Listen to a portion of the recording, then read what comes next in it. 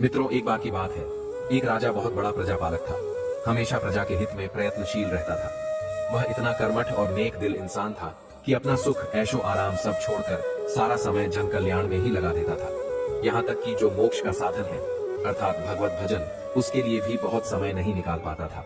एक सुबह राजा वन की तरफ भ्रमण करने के लिए जा रहा था कि उसे एक देव के दर्शन हुए। राजा ने देवी को प्रणाम करते हुए उनका अभिनंदन किया और देव के हाथों में एक लंबी चौड़ी पुस्तक देखकर उनसे पूछा, महाराज, आपके हाथ में ये क्या है? देव बोले, राजन, ये हमारा वही खाता है जिसमें सभी भजन करने वालों के नाम है।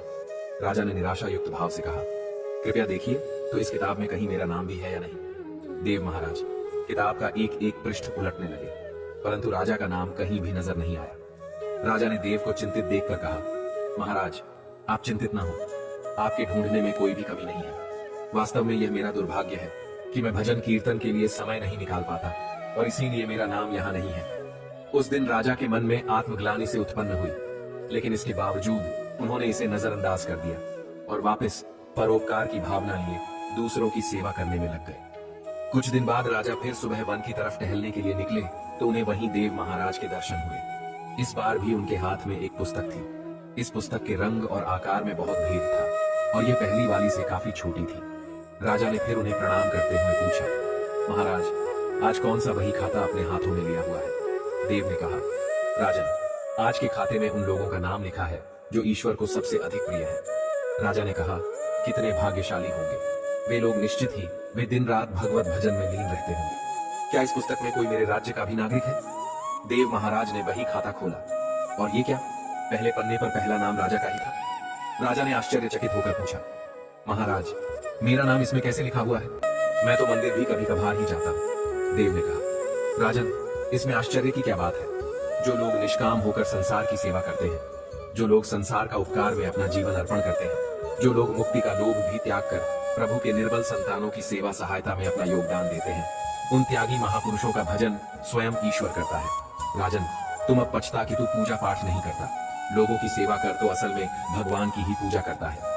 परोपकार और निस्वार्थ लोक सेवक किसी भी उपासना से बहुत ज्यादा है। कर्म करते हुए 100 वर्ष जीने की इच्छा करो तो कर्म बंधन में लिप्त हो जाओगे। राजन, भगवान दीन दयालु हैं, उन्हें खुशामद नहीं भाती है बल्कि आचरण भाता है। सच्ची भक्ति तो यही है कि परोपकार करो, दीन दुखियों का हित साधन करो।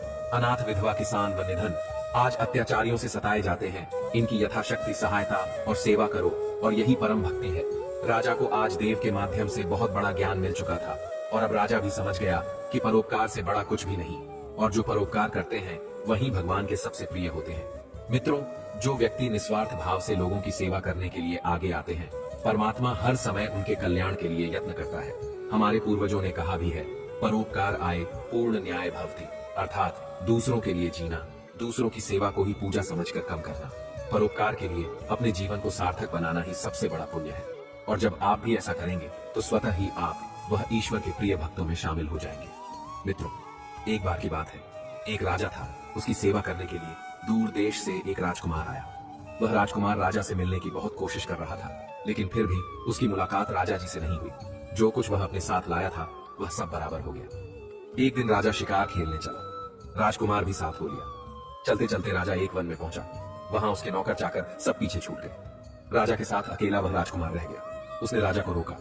राजा ने उसकी ओर देखा तो पूछा, तू इतना कमजोर और लाचार क्यों हो? राजकुमार ने कहा, इसमें मेरे गम का दोष है। मैं जिस राजा के पास रहता हूँ वह हजारों को पालता है, पर उसकी निगाह मेरी ओर नहीं जाती है। राजन, चबातें आदमी को हल्का करती है, छोटी लड़की प्रीति, बिना कारण हंसी स्त्री से विवाद, सज्जन स्वामी की सेवा, गधे की सवारी और बिना संस्कृत की भाषा और ए राजा, ये 5 चीजें आदमी के पैदा होते ही विधाता उसके भाग्य में लिख देता है। आयु, कम धन, विद्या और यश। राजन, जब तक आदमी का पुण्य उदय रहता है तब तक उसके बहुत से दास रहते हैं। जब पुण्य घर जाता है तो भाई भी बैरी हो जाते हैं। पर एक बात है, स्वामी की सेवा अकारक नहीं जाती, कभी न कभी फल मिल ही जाता है। यह सुन राजा के मन पर उसका बड़ा असर हुआ। कुछ समय घूमने घामने के बाद वे नगर में लौट आए। राजा ने उसे अपनी नौकरी में रख लिया। उसे बढ़िया बढ़िया बहुत ही अच्छे कपड़े और गहने दिया। एक दिन राजकुमार किसी काम से कहीं गया। रास्ते में उसे देवी का मंदिर मिला। उसने अंदर जाकर देवी की पूजा किया।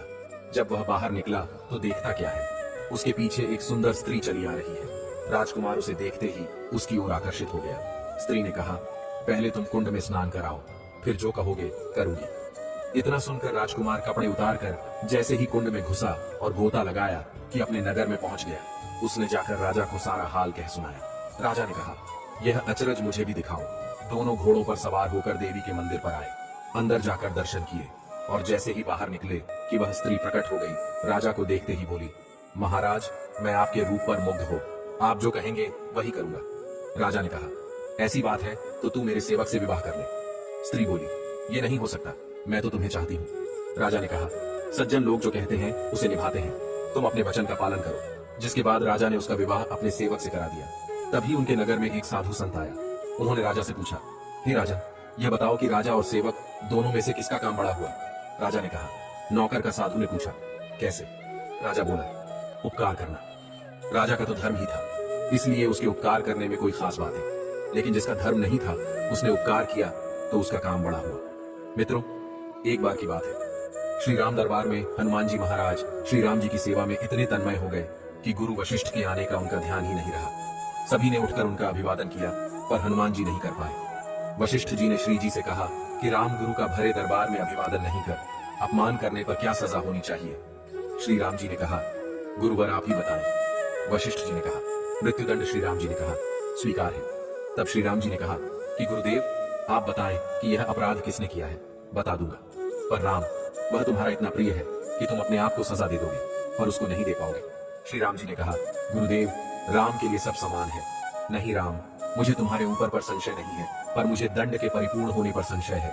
अतः यदि तुम यह विश्वास दिलाता हो कि तुम स्वयं उसे मृत्युदंड अपने अमोघ बाण से दोगे, तो ही मैं अपराधी का नाम और अपराध बताऊंगा। श्री राम जी ने पूर्ण अपना संकल्प व्यक्त कर दिया। तब वशिष्ठ जी ने बताया कि यह अपराध हनुमान जी ने किया है। हनुमान जी ने भी स्वीकार कर लिया। तब दरबार में राम जी ने घोषणा की कि कल सायंकाल सरयू के तट पर हनुमान जी को मैं स्वयं अपने अमोघ बाण से मृत्युदंड दूंगा।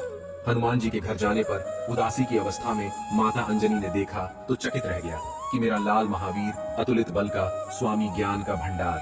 आज इस अवस्था में माता ने बार बार पूछा, पर जब हनुमान चुप रहे तो माता ने अपने दूध का वास्ता देकर पूछा। तब हनुमान जी ने बताया कि यह प्रकरण हुआ है। अनजाने में माता आप जानती हैं कि हनुमान को संपूर्ण ब्रह्मांड में कोई नहीं मार सकता, पर भगवान श्री राम के अमोघ बाण से भी कोई नहीं बच सकता। लता माता ने कहा कि हनुमान, मैंने भगवान शंकर से राम नाम मंत्र प्राप्त किया था और तुम्हें भी जन्म के साथ ही यह नाम घुट्टी में पिलाया, जिसके प्रताप से तुमने बचपन में ही सूर्य को फल समझ मुख में ले लिया था। उस राम नाम के होते हुए हनुमान, कोई भी तुम्हारा बाल भी बांका नहीं कर सकता, चाहे वो राम स्वयं हो। राम नाम की शक्ति के सामने राम की शक्ति और राम की अमोघ शक्ति बाण की शक्तियां महत्वहीन हो जाएगी। जाओ मेरे लाल, अभी से शरीर के तट पर जाकर राम नाम का उच्चारण करना आरंभ कर दो। माता के चरण छूकर हनुमान जी सरयू किनारे राम राम राम राम रखने लगे। सायंकाल राम अपने संपूर्ण दरबार सहित सरयू तट आए। सबको कौतूहल था कि क्या राम हनुमान को सजा देंगे, और जब श्री राम ने बार बार राम बाण अपने महान शक्तिधारी अमोघ शक्ति चलाए, पर हनुमान जी के ऊपर उनका कोई असर नहीं हुआ, तो गुरु वशिष्ठ जी ने शंका जताई कि राम, तुम अपनी पूर्ण निष्ठा से बाणों का प्रयोग कर रहे हो। तब श्री राम ने कहा, हाँ गुरुदेव, मैं गुरु के प्रति अपराध की सजा देने को अपने बाण चला रहा है। उसमें किसी भी प्रकार की चतुराई करके मैं कैसे वही अपराध कर सकता हूँ, तो तुम्हारे बाण अपना कार्य क्यों नहीं कर रहे हैं। तब श्री राम ने कहा, गुरुदेव, हनुमान राम राम राम की अखंड रट लगाए हुए हैं। मेरी शक्तियों का अस्तित्व राम नाम के प्रताप के समक्ष महत्वहीन हो रहा है। इससे मेरा कोई भी प्रयास सफल नहीं हो रहा है।